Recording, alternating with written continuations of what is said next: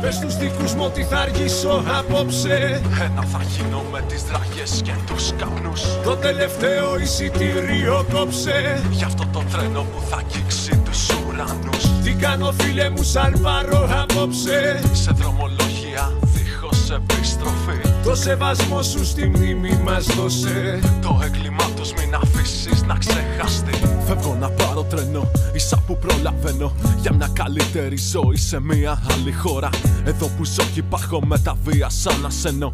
Κι άμα πεθάνω θα μου πουν ήταν κακιά η ώρα. Πάμε κι όπου μας βγάλει, πάμε και ό,τι γίνει. Πιάσου λιγάκι μην αργείς και τα εισιτήρια κόψε.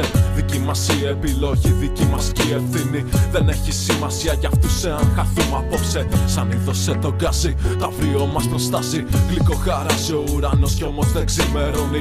Ακούω σφύριγμα στις δράγες, κάτι μας τρομάζει. Σε λίγα δευτερόλεπτα μάλλον θα μας σκόνη. Θα έχουμε γίνει και εμείς θέμα σε μια οθόνη. Θα έχουμε γίνει αφορμή για έκτακτο δελτίο.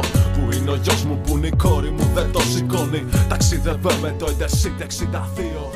Πες στους δικούς μου ότι θα αργήσω απόψε. Ένα θα γίνω με τις δραγές και τους καπνούς. Το τελευταίο εισιτήριο κόψε. Γι' αυτό το τρένο που θα αγγίξει τους ουρανούς. Τι κάνω φίλε μου σαν πάρω απόψε. Σε δρομολόγια δίχως επιστροφή. Το σεβασμό σου στη μνήμη μας δώσε. Το έγκλημά τους μην αφήσεις να ξεχαστεί.